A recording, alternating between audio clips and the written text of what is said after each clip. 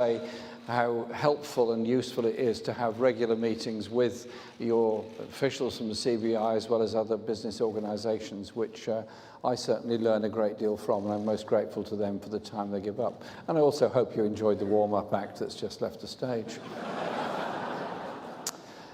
It's absolutely right that party leaders come and set out our plans to you directly, because this is an election that will shape our country for a generation. I know that's said at almost every election, but this one, I think you will agree, has come under such unusual and special circumstances that it really is something that will set our country's course for a long time to come. But let me just address something right away to you. It is sometimes claimed that I am anti-business. Actually, this is nonsense. It's not anti-business to be against poverty pay. It's not anti-business to say that the largest corporations should pay their taxes just as smaller companies do. And it's not anti-business to want prosperity in every part of our country, not only in the financial centres of the City of London. And I say this to business too. If a Labour government is elected on the 12th of December, you're going to see more investment than you've ever dreamt of. You're going to have the best educated workforce you could ever have hoped for. And you're going to get the world-leading infrastructure, including full fibre broadband you've long demanded year after year at these conferences. You're going to enjoy the fast, reliable transport links you've always wanted. You're going to have the certainty of a customs union and access to the single market, as again, you've advocated at every one of your conferences ever since 2016.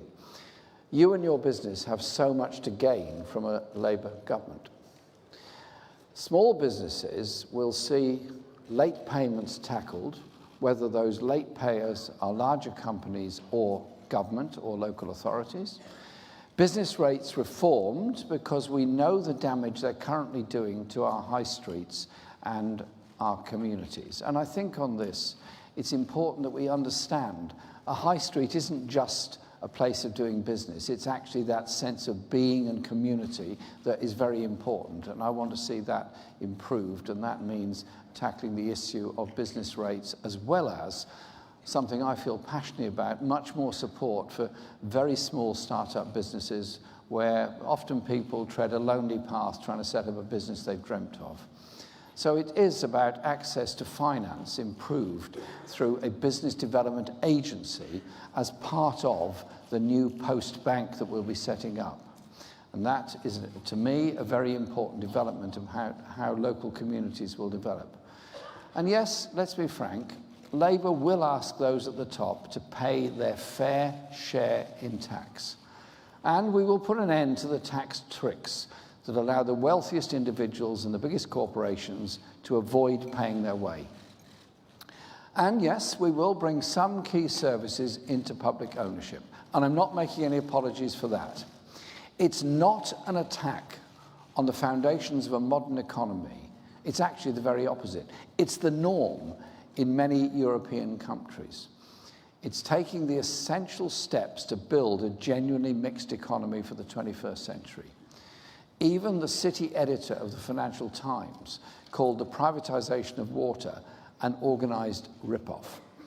So I understand your caution about some of our plans, but your businesses, your workers, your consumers have been failed by rip-off energy bills and very poor rail and bus services in many parts of the country.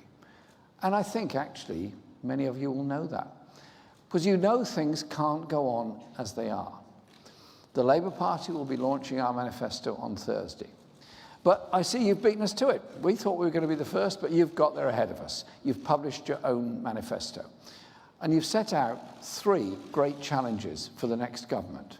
First, ensuring every young person has the skills they need. Second, reducing the blight of inequality. And third, tackling the climate and environmental emergency. On the importance of all 3 of those, we're in absolute agreement with you. All three are central to my party's plans to rebuild and transform this country. And I'm pleased the CBI has made it clear that to meet those challenges, we all need to change. And you've said that the CBI is ready to play its part in this. That's music to my ears, because despite the impression sometimes given in parts of the press, Labour doesn't believe the state can do all that alone. Nor do we think the state can sit back and leave it to the market either. In government, we will set up a sustainable investment board involving the Chancellor, Business Secretary and Bank of England Governor. And there'll also be seats for businesses and trade unions on that board. A Labour government will work closely with business because it's in our common interest to build the high-skill green economy of the future. There is no time for complacency. As Carolyn Fairbairn has said, we simply cannot afford another wasted year of political paralysis, indecision and distraction while productivity and investment suffer. But I'm afraid that despite what he has said this morning, the Prime Minister's deal won't end the damaging uncertainty, and it won't get Brexit done. It will subject us to years of drawn-out, bogged-down negotiations. 3 years, maybe more, is how long Michel Barnier said a trade deal on the Prime Minister's terms would take. And the toxic deal with President Trump would take even longer. Our plan, on the other hand, will get Brexit sorted quickly and immediately end the uncertainty for business and our communities, because we won't be ripping up our main trading relationship. Because major British industries, like steel, will struggle to survive in a deal with the USA promoted by President Trump. And now we know that the Prime Minister is preparing to sell out our National Health Service to a US trade deal that will drive up the cost of medicines and lead to the runaway privatisation of our National Health Service. 500 million a week of NHS money could be handed to big drugs companies as part of a deal now being plotted in secret. Let me say this: a Labour government will exclude the National Health Service, medicines and public services from any trade deals, and will make that binding in law, because, to be quite clear about it, under us, our National Health Service is not for sale. The Tories' Brexit failure has wasted 3 years. It's 3 years too long. Enough. Labour has a clear plan to get Brexit sorted within 6 months. We will secure a sensible deal, including a customs union, close single market relationship and guarantees of rights, standards and protections, and will assure the future of manufacturing and, crucially, of the Good Friday Agreement that has brought relative peace to Northern Ireland. And then we'll put that deal to a public vote alongside the option of remaining in the EU. Only a Labour government will take this out of the hands of politicians and give it to the British people for the final say. That's not mind-boggling. It's simple and straightforward and will be settled far more quickly than the endless negotiations we face over the Prime Minister's deal. And with Brexit sorted, we will focus on delivering the real change our country needs. Labour will get our economy moving in every town, city and region with a record investment blitz, and will boost the devolved budgets in Wales and Scotland and Northern Ireland. We'll upgrade our national infrastructure with $250 billion of investment over 10 years through a green transformation fund. We'll breathe new life into every community with a further $250 billion of capital for businesses and cooperatives, and will urgently upgrade and expand our schools, hospitals, care homes and housing with a 5-year, $150 billion social transformation fund. This is investment on a scale our country has never known, bringing good new jobs and fresh growth to every part of the country. And with a serious economic plan, we can prioritise the kind of growth that we need. Let's be clear about it. We are facing a climate crisis. We can no longer deny it. We can see it all around us. We can see it all around the world.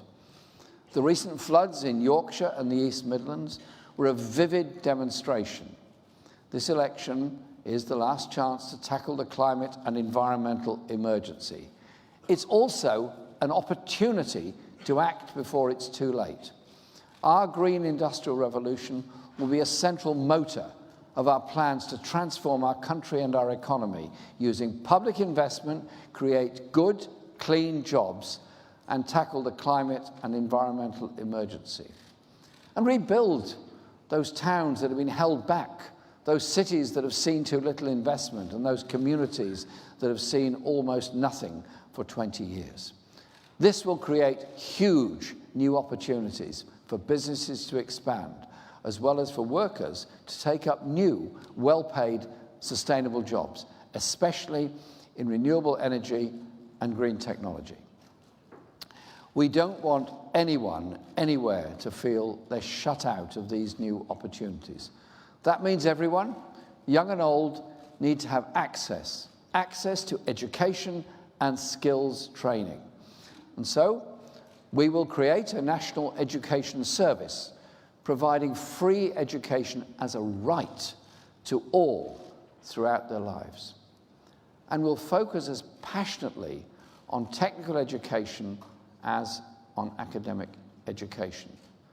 Let's leave behind the snobbery that has made further education and technical colleges easy targets for cuts. To get workers into these new green jobs, we also need to expand apprenticeships.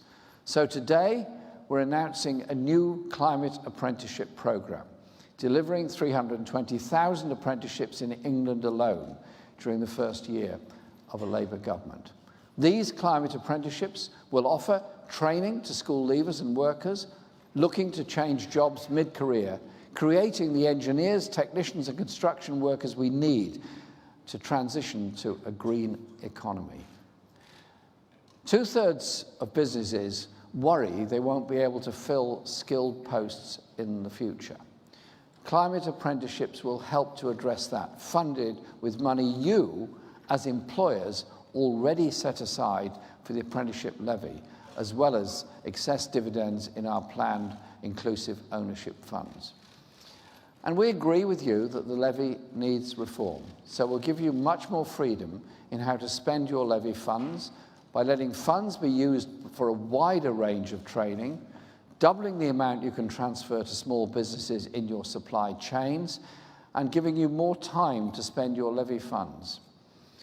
In government, Labour will deliver real change compared to that the Tories have failed to invest in our economy, failed to deliver apprenticeships, and failed to face up to the climate and environmental emergency. This also has to be addressed in our education system, where I still think many of our children in primary schools don't get to learn enough functional skills, and secondary schools don't give enough emphasis on engineering and issues like that in order to develop greater skill levels amongst young people before they even start apprenticeships. And we'll certainly be looking into all of that through the National Education Service. Our green industrial revolution means that tackling the climate crisis and reducing inequality can actually go hand in hand, because the inequality that scars our society is not inevitable, it's not an act of God, it's not a law of physics. It's the result of deliberate policy that has made us one of the most unequal countries in Europe, both between the billionaires at the very top and everybody else, and between different parts of the United Kingdom. This inequality is unsustainable and, I believe, immoral. Ending it requires government action so that investment reaches all and people are supported to unlock their talents. What a Labour government will do is raise the platform on which our whole society stands so that businesses and individuals can build themselves up even higher and reach their dreams. You know, Despite people's differences, there are things we can all agree on. None of us wants to live in a society where we have to step over rough sleepers on our way to work. None of us wants to live in a society where food bank collection points are needed in every supermarket. None of us wants to live in a society where one in three of our children are growing up in poverty. I just want to live in a decent society. And I know you do too. It doesn't have to be an either-or choice, because the opportunities created for businesses under a Labour government will be immense. No more good companies going to the wall because of a dearth of investment, an inability to access the funds they desperately need to survive or grow. No more towns and entire regions abandoned because government ministers are only concerned with the financial sector. And no more talented workers feeling they've been thrown on the scrap heap with no opportunity to learn new skills. So, work with us to make that happen. Work with us to change the way the economy works so that it really does work for everyone. And help save our children and grandchildren from climate breakdown. It's serious, it's real, it's happening all over the world. We'll have to play our part all over the world as well. Let's build a country that's prosperous, where business thrives alongside the people and the environment. A country that truly works for the many, not just the few. That's the real change Labour stands for. And I thank you for inviting me here today and sharing my thoughts with you. Thank you.